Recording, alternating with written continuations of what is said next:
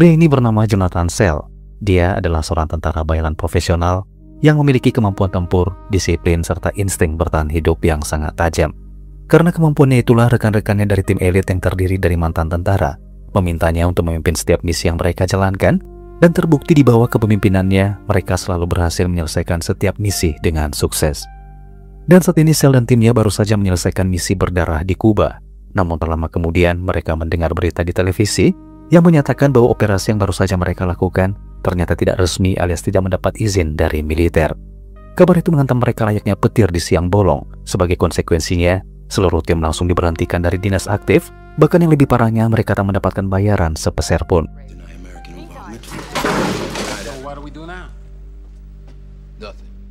Karena sudah tidak ada lagi misi dan perintah yang harus mereka lakukan, mereka pun akhirnya berpisah, di mana Sel memutuskan pulang ke Miami, yaitu kota kelahirannya, untuk beristirahat sejenak sebelum memikirkan rencana mencari pekerjaan baru. Adegan kemudian berpindah ke kota Miami yang cerah dan penuh warna, di mana kita akan diperkenalkan dengan seorang wanita cantik bernama Jen Hetzko, yaitu seorang guru yang mengajar sejarah di sebuah sekolah tingkat SMA. Jen dikenal sebagai guru yang penuh semangat dan peduli. Selama mengajar, ia selalu berusaha menanamkan nilai-nilai positif kepada para siswanya, meskipun sekolah tempatnya mengajar dikenal sebagai sekolah yang dipenuhi oleh anak-anak nakal dan sangat sulit diatur. Namun ketenangan di sekolah mendadak pecah ketika terjadi keributan di halaman sekolah, di mana sekelompok siswa melakukan pengeroyokan. Namun pengeroyokan itu bukan sekedar pengeroyokan biasa. Jelas terlihat bahwa ada unsur perencanaan di balik serangan tersebut yang tampaknya memang sengaja menargetkan seorang siswa. Jen bersama guru lain bernama Mr. Sherman dengan segera ke lokasi kejadian untuk menghentikan pengeroyokan itu. Namun siswa yang mereka tolong justru berkata bahwa ia tidak membutuhkan bantuan siapapun. Jelas, ia hanya berusaha menjaga gengsinya agar tidak terlihat lemah di depan musuh-musuhnya itu. Setelah situasi sedikit tenang, Jen mencoba berbicara dengan Joan Lakas, yaitu siswa yang menjadi dalang, sekaligus pemimpin geng sekolah yang paling ditakuti. Geng itu dikenal dengan sebutan Kings of Destruction, atau disingkat dengan KOD. Dengan nada lembut namun tegas, Jen menasihatinya seperti seorang ibu yang menegur anaknya. Ia meminta Juan untuk memikirkan masa depan, berhenti membuat konoran dan mulai memperbaiki diri. Alih-alih merenungi nasihat gurunya, Juan justru menatap Jen dengan tatapan dingin dan dengan sinis mengancam agar Jen tidak ikut campur dalam urusannya. Setelah itu, ia pergi begitu saja, menegaskan bahwa dia tidak peduli nasihat dari gurunya itu.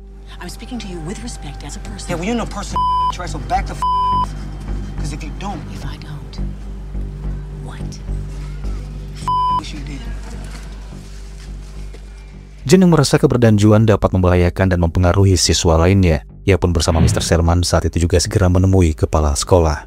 Di dalam ruangan kepala sekolah, Jen mendesak agar pihak sekolah mengambil tindakan tegas terhadap Juan dan gengnya. Karena Jen merasa Juan semakin meresahkan, bahkan Jen sempat diancam oleh Juan jika masih tetap menasehatinya.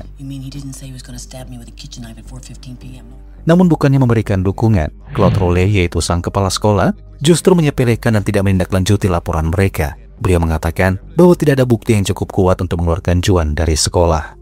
Mendengar hal itu, Jen yang geram tak bisa menahan emosinya.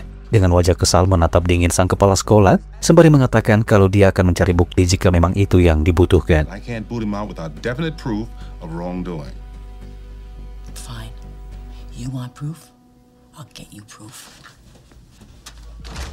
Sore harinya saat pulang, Jen mendapati mobilnya tengah dikerumuni oleh anggota geng Juan. Di sana, ia melihat lubang kunci mobilnya telah ditutup dengan permen karet hingga membuatnya kesulitan membuka pintu.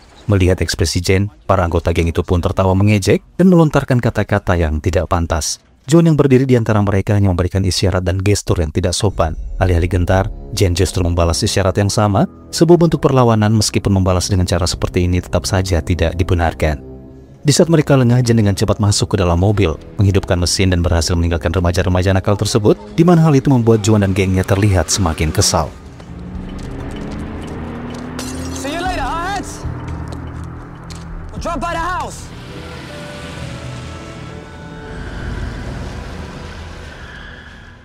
Setibanya di parkiran basement apartemen tempat Jen tinggal, Jen yang saat itu turun dari mobilnya merasa seperti diawasi oleh seseorang karena tentu saja kejadian di sekolah barusan membuatnya merasa terancam.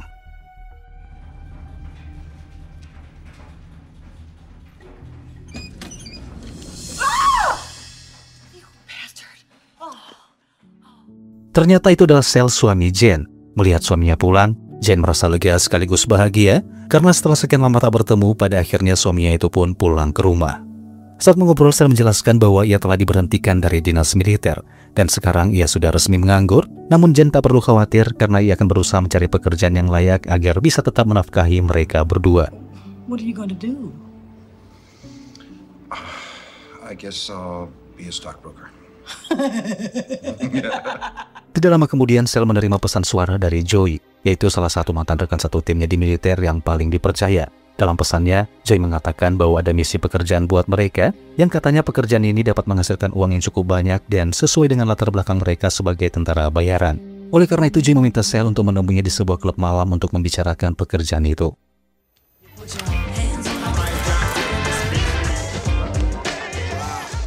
Di saat Sel bertemu dengan Joey mengatakan bahwa pekerjaan tersebut dijamin bisa membuat mereka kaya raya tanpa harus keluar kota atau jauh dengan keluarga.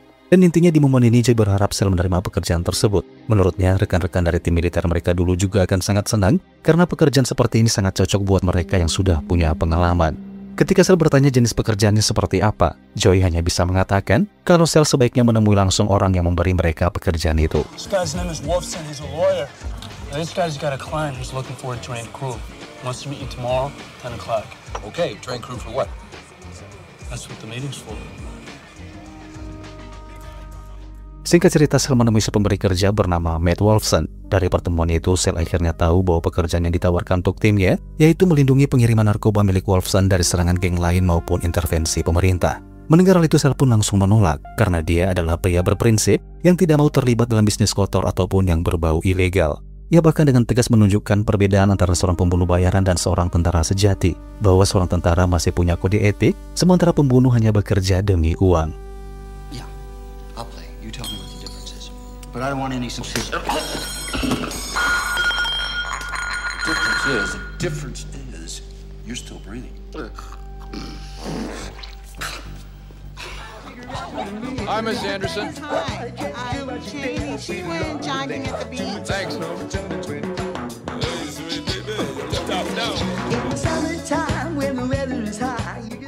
Sementara itu, Jane terlihat sedang jogging di tepi pantai. Saking semangatnya, ia tidak sadar kalau seorang pria berperawakan Indian sedari tadi tengah mengawasi aktivitasnya itu. Begitu Jane melintas, pria itu tiba-tiba menyerangnya secara brutal.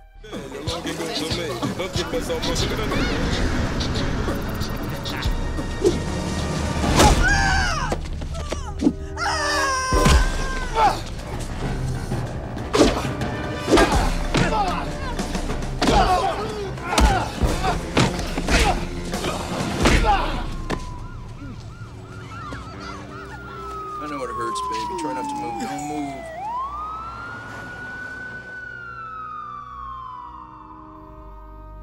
Saat terbaring di ruangan perawatan, Jane bercerita pada suaminya, mengatakan bahwa dia merasa kalau serangan ini bukanlah suatu kebetulan. Ia yakin ini ada hubungannya dengan Joan Lakas, yaitu salah satu muridnya sekaligus otak dari penyerangan yang dialami oleh Jane itu. Dengan suara lemah, Jane meminta suaminya untuk mencari seorang guru sejarah yang akan menggantikannya sementara waktu. Karena bagaimanapun juga Jane tidak ingin murid-muridnya ketinggalan pelajaran hanya karena ketidakhadirannya di sekolah. Melihat ketakutan di wajah wanita yang sangat dicintainya, Sel berjanji dalam hati bahwa ia tak akan membiarkan hal ini berlalu begitu saja. Ia bersumpah akan mencari tahu siapa yang bertanggung jawab di balik semua ini dan memastikan mereka membayar atas apa yang telah mereka lakukan. Keesokan paginya, Sel mulai mempersiapkan rencananya dengan matang untuk dapat menyusup ke lingkungan sekolah. Ia menghubungi Joey untuk mengundang rekan-rekan mereka dulu di militer untuk datang ke Miami dengan alasan melakukan sebuah misi pekerjaan. Sebelum teman-temannya datang, yang pertama saya lakukan adalah menyembunyikan identitas aslinya termasuk hubungannya sebagai suami Jane, di mana ia menyiapkan identitas baru dengan nama James Smith, lengkap dengan dokumen palsu dan latar belakang yang tersusun rapi. Berbekal nama samaran itu, Sel mengajukan lamaran pekerjaan di sekolah tersebut sebagai guru pengganti Jane, dan kemudian ia pun diundang oleh kepala sekolah untuk wawancara. My name's Smith. I'm your substitute. Claude Relay. I'm the principal. Oh, good to meet you. You're not one of our regular subs. No, she wanted Michael Jonas, but he was booked, so he called me. Oh, good.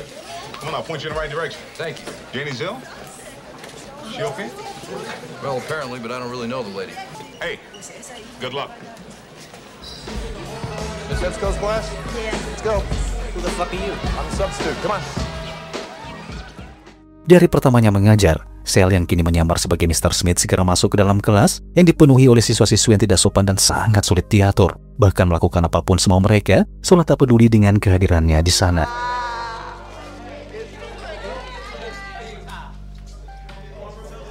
My name is Mr. Smith.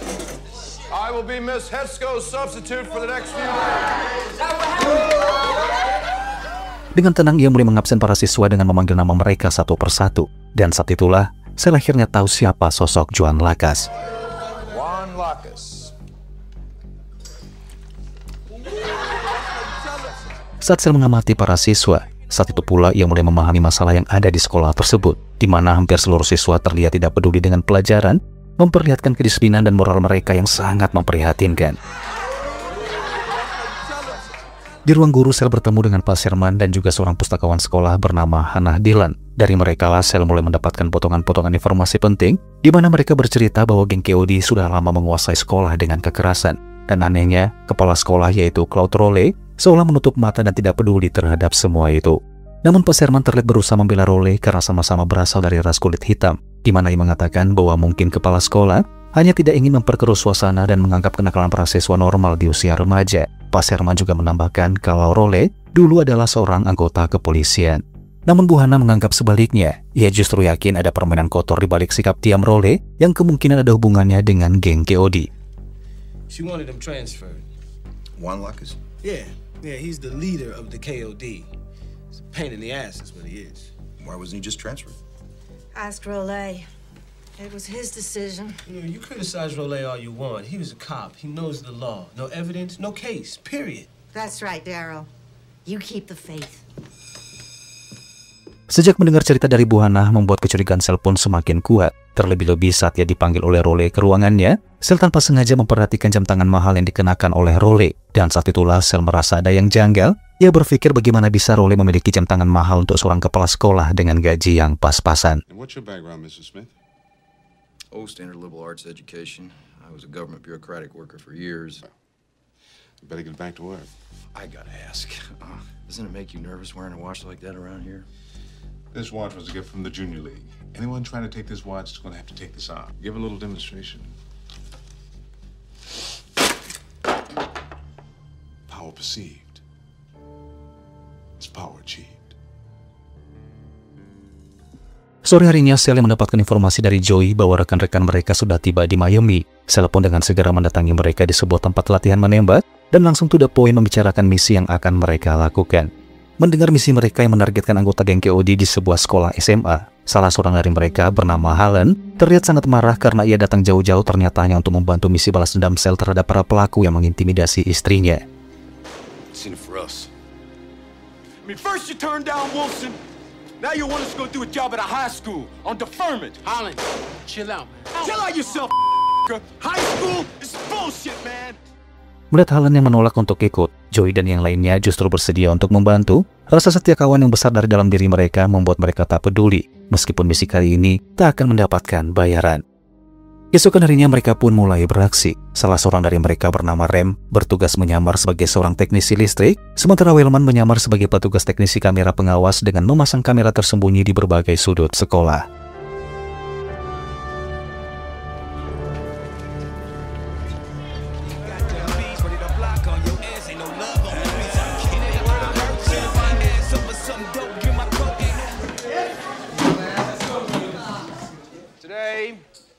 Talk about Vietnam. Di saat memasuki kelas, Sel memulai pelajaran sejarah tentang topik perang Vietnam. Namun, ketika ia menulis di papan tulis membelakangi para siswa, seorang siswa bernama Tay tiba-tiba melemparkan kaleng bekas ke arahnya. Namun siapa sangka, justru inilah yang terjadi.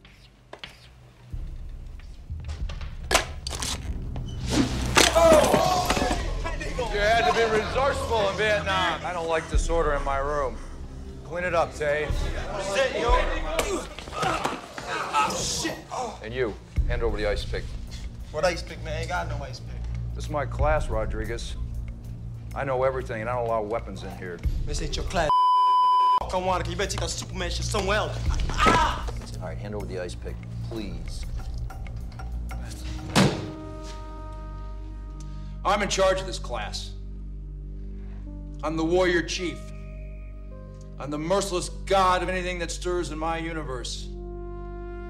Kejadian itu membuat para siswa lainnya pun seketika terdiam. Mereka mulai sadar bahwa Mr. Smith bukanlah seorang guru yang bisa diajak main-main, dan saat itulah suasana kelas tiba-tiba berubah yang tadinya ricuh menjadi sunyi. Sel pun mengambil kendali atas para siswa. Ia mulai mengajar dengan tenang dan mendapatkan perhatian serta rasa hormat dari semua siswa. Namun Tay dan Rodriguez yang berada di ruang kesehatan melaporkan kejadian itu pada kepala sekolah. Mereka memprovokasi Rowley dengan mengatakan kalau Mr. Smith telah melakukan kekerasan kepada mereka. Mendengar hal itu sontak membuat Rowley terlihat begitu sangat marah. Segera ia mendatangi Sel yang sedang mengajar di kelasnya, namun belum sempat ia masuk ke dalam, Rowley justru melihat sebuah keanehan. Di dalam sana ia melihat suasana kelas yang biasanya ricuh dengan kebiasaan anak-anak yang sulit diatur. Justru kali ini para siswa-siswi terlihat serius mendengarkan pelajaran yang diberikan oleh Mr. Smith itu. Karena masih tak percaya dengan apa yang dilihatnya, Rowley pada akhirnya menunda untuk masuk ke dalam dan menunggu kelas berakhir sebelum mengambil tindakan lebih lanjut. How many people you kill in Vietnam? Never counted, Martinez. Mr. Smith, you lost any homeboys? Yeah, I lost some homeboys. Namun tak berapa lama setelah kepala sekolah pergi, suasana tiba-tiba kembali tegang. Bagaimana tidak, Lakas, yaitu sang pemimpin geng Keodi yang arogan dan sok jagoan, mengasuh teman-temannya untuk membuat Mr. Smith kesal. Namun Smith mencoba tetap tenang. Ia sadar kalau Lakas sedang berusaha membuatnya marah.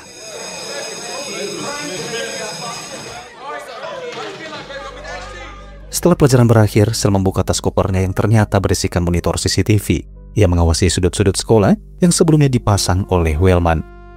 Saat ia memperhatikan monitor tersebut, tiba-tiba ia melihat kepala sekolah berjalan di ruang koridor dan segera masuk ke dalam kelas. Di dalam sana, Rowley dengan tegas mengatakan bahwa beberapa siswa berencana menggugat Sel karena dianggap kasar selama pelajaran berlangsung. Untuk menghindari gugatan, Rowley menyarankan agar Sel sebaiknya meminta maaf kepada Tay dan Rodriguez. Namun jika Sel menolak, maka Sel akan digugat ke pengadilan sekaligus akan dipecat dari sekolah. Namun Sel menanggapinya dengan tenang. Ia menjelaskan bahwa pemecatan seorang guru harus melalui prosedur resmi dan pemberitahuan 2 minggu sebelumnya. Mendengar itu, Rowley tidak menyangka akan mendapat perlawanan semacam itu. Seketika membuatnya merasa tidak nyaman, dan saat itu juga ia meninggalkan ruangan dan segera pergi. Sejak kejadian itu, Rowley mulai curiga siapa sebenarnya Sel. Ia pun menyelidiki latar belakang James Smith dengan menghubungi pihak distrik sekolah, yaitu instansi yang mengatur administrasi tenaga pengajar untuk memverifikasi keaslian identitas James Smith. Namun begitu ia menghubungi pihak distrik sekolah, Rowley justru tertipu. James Smith. He's on the computer? Yes. What's his background? Smith James. He's a Harvard grad with a master's from Yale. Wait, make that 2 masters from Yale. This guy's amazing. And wow, PhD from Princeton. You got a little thick, didn't you, Rem? Seriously, man. Sore harinya Sel menjemput istrinya dan mengantarnya pulang ke rumah. Begitu masuk ke rumahnya, Jane menemukan sepucuk surat dari puluhan surat yang masuk, di mana surat itu berisikan pesan yang sangat menyentuh hati dari beberapa muridnya. Surat itu mengungkapkan rasa terima kasih mereka atas dedikasi dan perhatian Jane selama mengajar di sekolah. Namun selama Jane dirawat di rumah sakit, mereka merasa kehilangan sosok guru yang selama ini telah mereka abaikan. Tersentuh isi surat tersebut, Jane pun menangis sesenggukan karena merasa terharu. Keesokan paginya, James Smith kembali beraktivitas. Ia memasuki kelas dan siap mengajar, namun John Lakas dan kelompok pembuat onarnya datang terlambat. Bahkan tanpa sopan santun, mereka masuk dalam kelas tanpa memberikan salam. Melihat hal itu, Sel dengan tegas memberikan hukuman pada Lakas, meminta Lakas untuk meminta maaf atas keterlambatannya dengan cara menuliskan 100 kalimat maaf di papan tulis. Meskipun pada awalnya Lakas menolak, namun karena tidak ada unsur kekerasan yang dilakukan oleh Mr. Smith, mau tak mau dengan terpaksa ia melaksanakan perintah itu. I want you to think it over.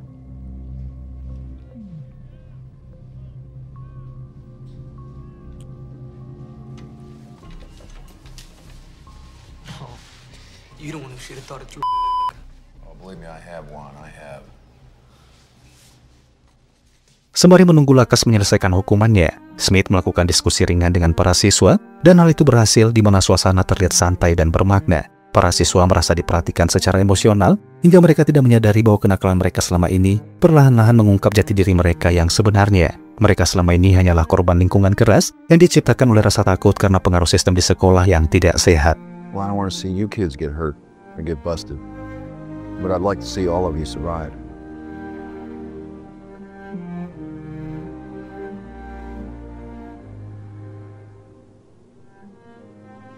Setelah pelajaran selesai, kepala sekolah tiba-tiba muncul dan masuk ke dalam kelas. Namun kali ini dia datang untuk memuji Smith karena caranya menghukum Lakas tanpa kontak fisik, di mana Rowley tampak terkesan karena Smith berhasil mempertahankan kendali tanpa menggunakan cara kekerasan. Dan sebelum pergi, Rowley mengundang Smith untuk datang ke kantornya sebelum sekolah tutup. I want to commend you on the way you handle Marcus. The best part is you did it without violence. I like that. Come by my office after the faculty meeting. We'll talk. Okay? Okay. Namun siapa sangka, Rowley ternyata memiliki rencana jahat. Siang itu, ia bertemu dengan John Lakas untuk mengatur serangan terhadap Mr. Smith, di mana mereka yakin kali ini adalah waktu yang sangat tepat untuk menyingkirkan Smith dengan cara menghabisinya. Namun tanpa mereka sadari, Smith sudah mengetahui rencana mereka dari monitor CCTV. Dengan segera ia mempersiapkan diri menggunakan rompi anti peluru dan menyiapkan senjata untuk mengantisipasi segala kemungkinan yang bakalan terjadi. Dan benar saja, saat ia keluar menuju halaman sekolah, ia melihat Lakas dan beberapa preman bayaran yang sedang menunggunya di dalam mobil. Tanpa berlama-lama, dengan cepat berlari masuk kembali ke dalam gedung sekolah dan memilih ruangan perpustakaan sebagai tempatnya untuk bersembunyi.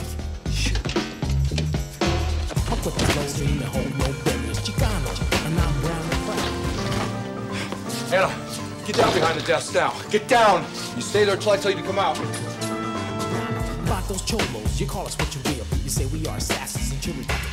Marvin, they have a code 10 in the front hall. Joe dan sekelompok preman bersenjata yang disewa Rowley pun segera masuk ke dalam. Setelah mencari di beberapa titik, mereka pada akhirnya memutuskan masuk ke perpustakaan. Namun setibanya mereka di dalam sana, justru inilah yang terjadi. Alright, that's good enough. Freeze, right there. Put your weapons in the little cart. Let's go!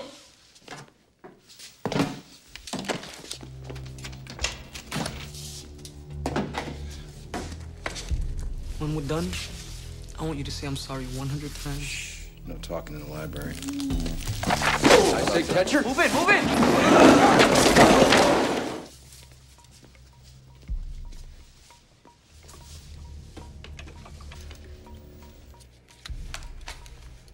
Marvin. Check me, motherfucker. Marvin. Marvin.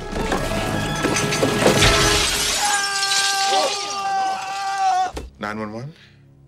I'd like to report an accident.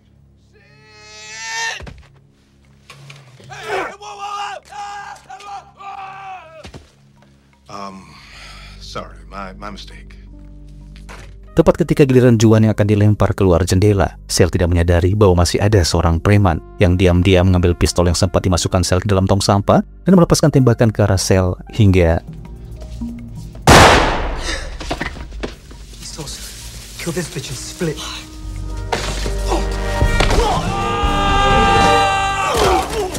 Hal itu membuat John terlihat begitu sangat kaget. Ia tercengang melihat Sel masih hidup. Dalam hati ia mulai bertanya-tanya siapa sebenarnya sosok Mr. Smith itu.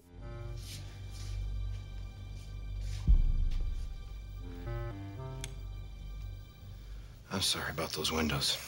Hey.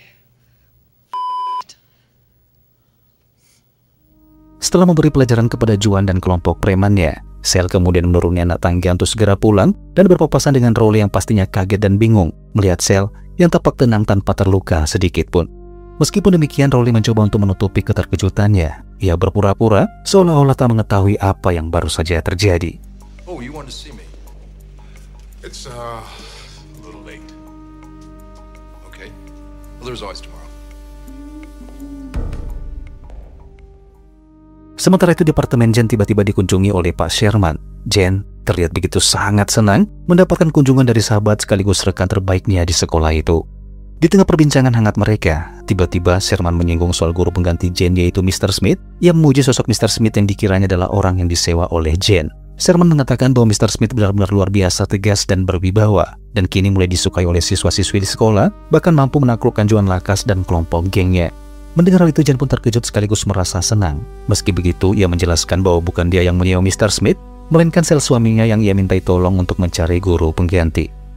Rasa penasaran pun muncul di wajah Sherman. Ia memperhatikan foto yang tergeletak di atas rak untuk melihat seperti apa sosok Sel suami Jen, dan saat itulah Sherman baru menyadari sesuatu yang mengejutkan. Sel suami Jen ternyata adalah Mr. Smith itu sendiri yang merupakan seorang mantan tentara.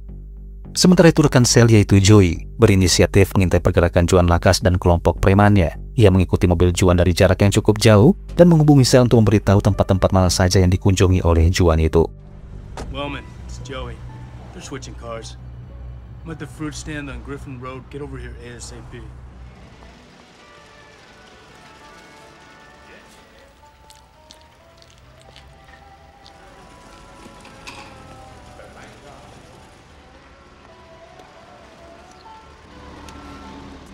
Sore hari menjelang malam, Sel pulang ke rumah dengan membawa makanan untuk Jane. Namun di momen ini, Jane yang sudah mengetahui rahasia suaminya yang menyamar di sekolah sebagai Mr. Smith, tentu saja marah dan mengobok-ngobok wajah suaminya dengan makanan yang dibawa oleh suaminya itu. I'd love to have some rice, Mr. Smith. Can I explain? Go ahead. Rolay's in on this too. So does that mean my classroom is going to turn into your own private little drug war? No. Just want him out of there as same as you do. Well, why should you care? I didn't at first. Well, but you do now. The other day I was talking and I What? were listening. I don't know. I guess I felt like, you know.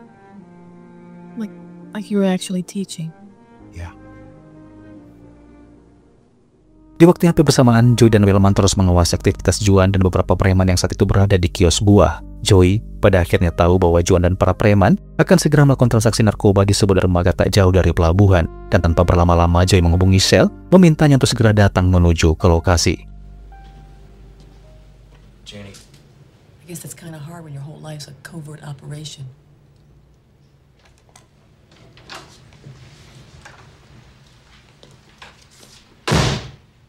Saat sudah berada di lokasi, Sel dan Joey pun bersembunyi di balik pagar pembatas. Di sana, tepat di dermaga, benar saja mereka melihat dua preman anggota Juan yang sedang bertransaksi narkoba dengan para pembeli.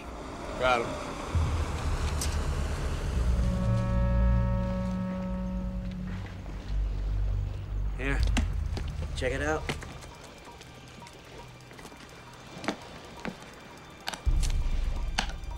It's right.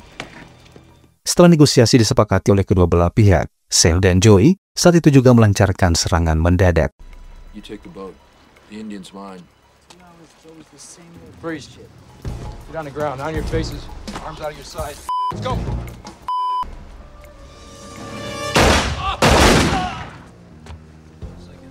Di tengah kekacauan itu, tiba-tiba Halen datang merebut pistol di tangan Sel. Dialah satu-satunya rekan setim Sel dan Joey yang sebelumnya menolak ikut dalam misi tersebut. Di tengah ancaman pistol, Halen memerintahkan salah seorang preman berwajah Indian yang merupakan pelaku pemukulan terhadap Jane, di mana ia menyuruh si pria Indian tersebut untuk mengajar Sel hanya untuk mencoba seberapa tangguh Sel melakukan duel adu tangan kosong.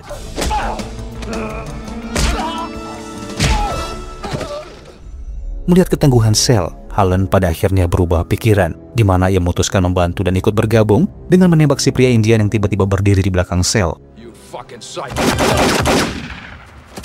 It was a fucking psycho.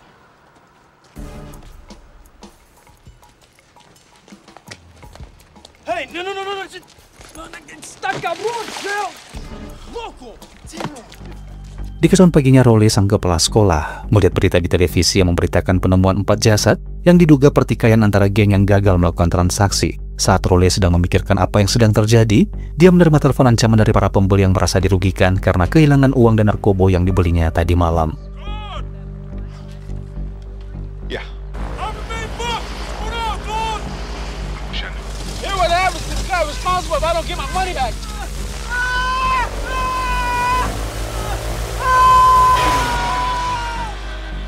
Di tengah kepanikan sang kepala sekolah yang kini dipastikan korup dan berkaitan dengan bisnis penjualan narkoba, ia pun dengan sangat marah segera datang ke sekolah dan menyerang Juan, menganggap Juan berkhianat karena telah menggagalkan transaksi tadi malam.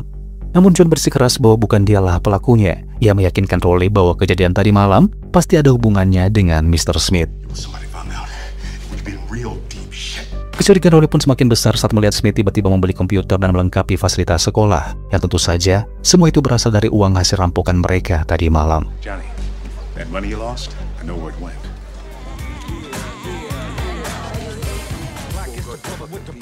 Di saat Smith mengumumkan kabar baik bahwa semua fasilitas itu didapat dari bantuan para donatur, Roley yang tidak terima segera bergegas menghampiri Smith dan saat itu juga memecatnya tanpa alasan. We've got some announcements here.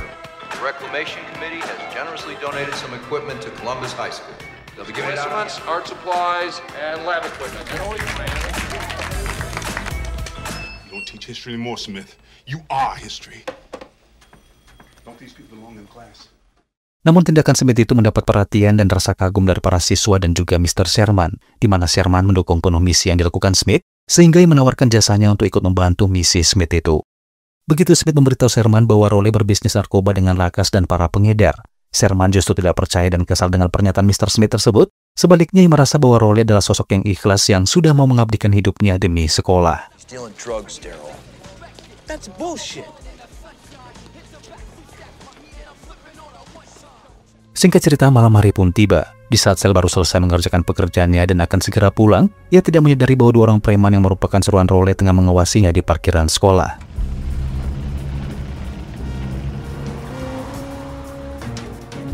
Di tengah perjalanan, dengan brutal mereka melepaskan tembakan hingga membuat Sel kehilangan kendali mobilnya dan kemudian terperosok menabrak sebuah rumah.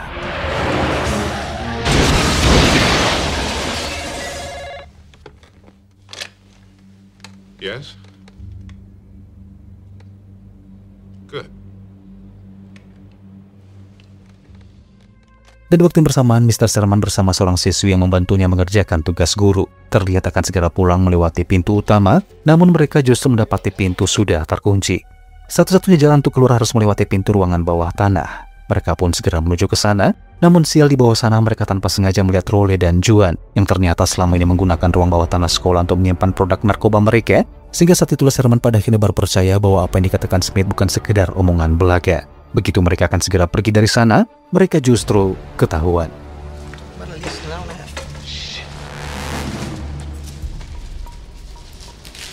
Locus.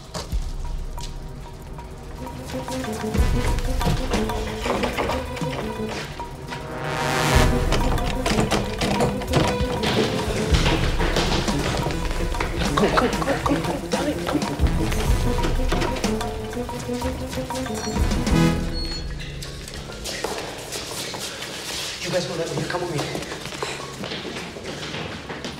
Whatever happens, stay put. Mr. Sherman. No, listen. Tell Smith. Tell him everything, okay?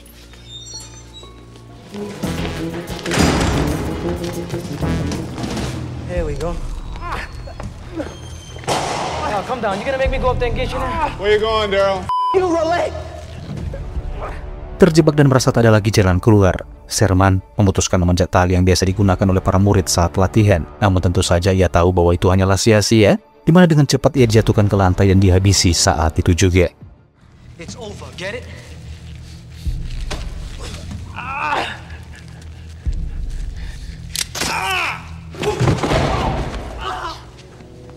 Shame you have to end it this way, crawling like a worm. Young man, I'm just doing you a favor.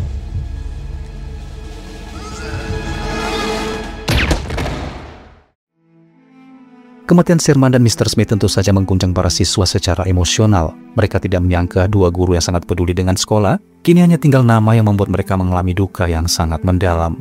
Beruntung siswi yang sempat diselamatkan oleh Sherman tadi malam menceritakan kejadian yang sebenarnya. Ia mengajak seorang siswa bernama Jerome untuk ikut bersamanya menemui Jane untuk menceritakan kejadian bagaimana tewasnya Pak Sherman.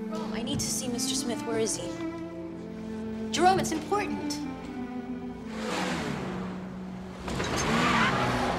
Di saat sekolah tengah dirundung duka atas kematian Mr. Smith dan Mr. Sherman, Smith tiba-tiba muncul di sekolah tanpa terlihat luka sedikit pun, yang hal itu tentu saja membuat para siswa-siswi bingung bercampur senang, dan pada akhirnya mereka sadar kalau Rowley sang kepala sekolah telah menyebarkan berita palsu tentang kematian Smith.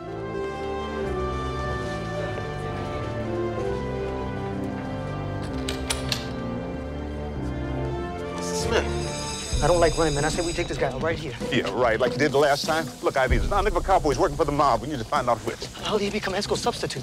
Maybe you should ask her. Sementara itu Smith mendapatkan informasi dari Joey yang mengatakan bahwa Wolfson ternyata selama ini terkait dengan bisnis kotor Rowley dan geng KOD. Selama ini Wolfson mencari dan merekrut tentara bayaran ternyata untuk melindungi bisnis kotor Rowley. Dan tanpa berlama-lama dengan segera mendatangi Wolfson, ia memberikan pelajaran kepada pria kaya raya tersebut, memaksanya untuk memberikan informasi tentang jaringan narkoba Rowley dan geng yang terkait dengan bisnis itu. Wolfson! You can't come into a public place and threaten people. I mean, there's a phone. I'll call the police.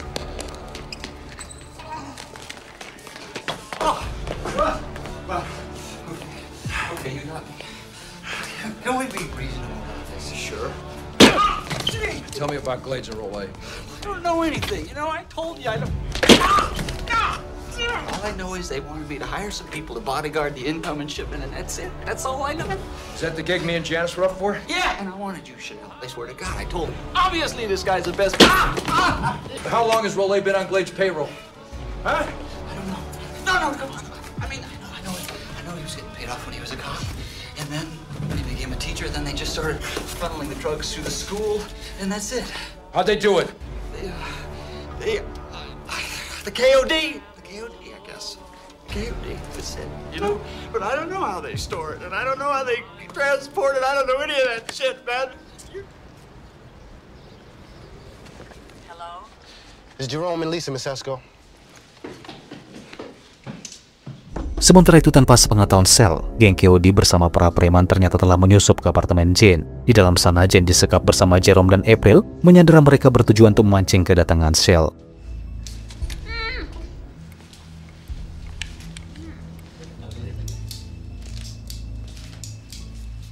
Hingga tak berapa lama Sel pada akhirnya pulang ke rumah. Namun kepekaannya sebagai seorang mantan tentara tentu saja membuatnya merasa ada sesuatu yang janggal. Sehingga saat itu juga ia mengambil beberapa plat besi tajam yang biasa digunakan oleh ninja. Lalu ia menyamar sebagai seorang pengirim paket dan segera menekan bel untuk segera masuk.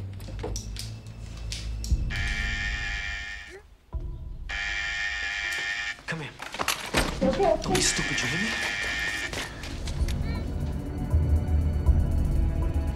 All right, take the package. Hi. Hola.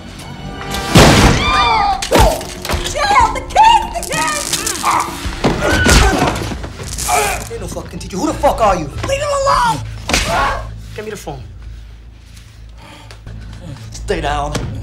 Who is he? Take him out! Take him out! Get him down! Drop it or she dies. Now! Slow. Okay, now back up.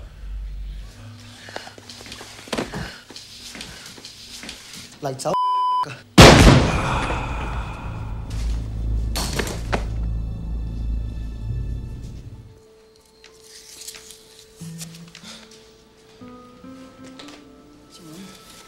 Jerome, it's not your fault.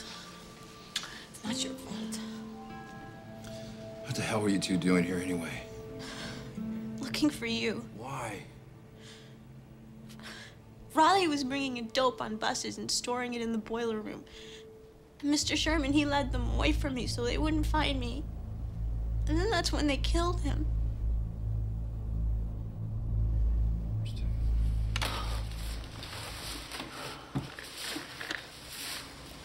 If anything happens to me, I want you to have this place. I don't want you to go.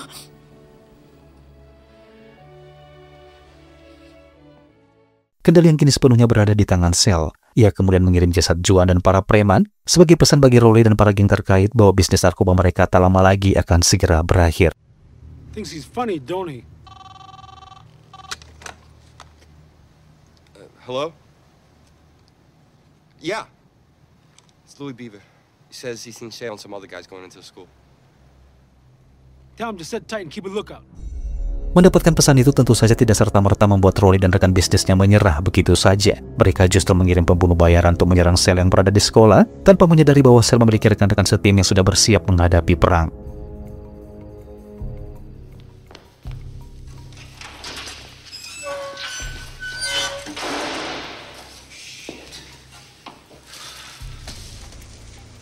Approaching off perimeter. Be right there. Looks like we got our company. Well, don't worry. I'll throw him a real nice surprise party. That's far enough right there, Rolay. Just want to make a deal. I want it all. Can't do that, Shale. It's done, Claude. You start anything now, all you'll do is bring the cops down on all of us. Don't worry about the cops. They're taken care of. Anyway, you need us, Shale. For what? Sniper and palm tree.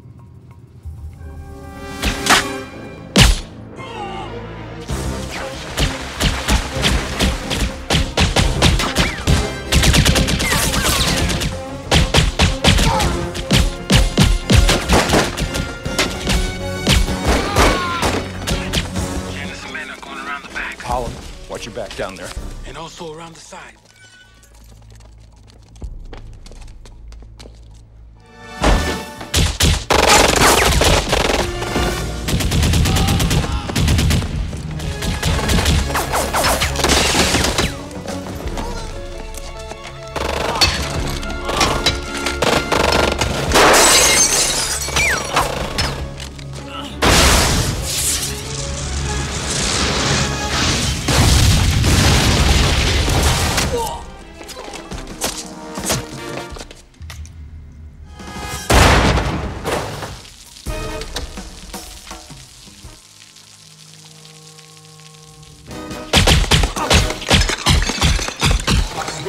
Check your stuff. Hurry.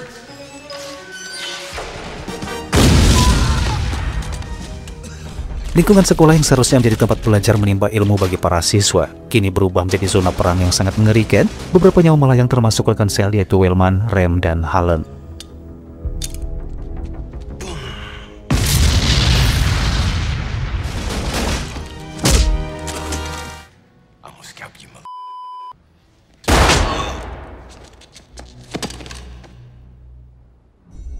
Tepat di saat Hallen tewas oleh tembakan Rowley dan rekan bisnisnya segera bersembunyi menunggu kemunculan sel. Namun sel yang seorang mantan tentara terlatih tentu saja tidak gegabah memunculkan dirinya begitu saja. Ia menggunakan instingnya dengan mematikan panel listrik, dan begitu listrik padam, Drop him. Drop him. Where's my guy?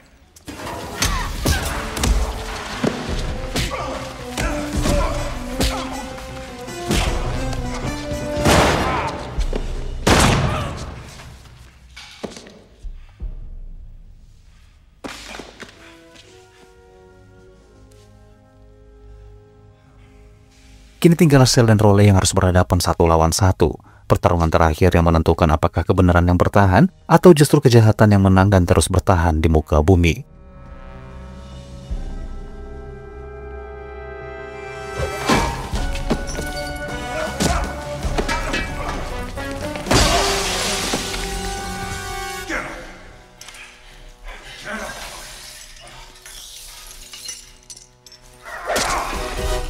Dan setelah baku hantam menggunakan beberapa benda keras yang ada di sana, Rowley berhasil mengambil pistol dan mengarahkan tepat ke wajah Sel sambil bertanya mengapa Sel begitu berambisi menghancurkan bisnisnya jika bukan karena uang.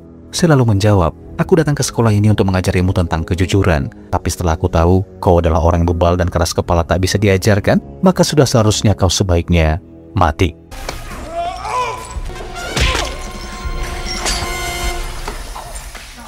Akhirnya Sel berhasil keluar dengan luka yang tak begitu parah. Di luar sana, ia mendapati Joe yang juga terluka, di mana mereka kehilangan 3 orang rekan yang begitu setia kawan. Mereka rela mati demi kebenaran, tak lagi peduli meski nyawa mereka sendiri adalah taruhannya. Time to relocate. Yeah. Where the hell are we gonna go? Major drug problem. No, no more schools.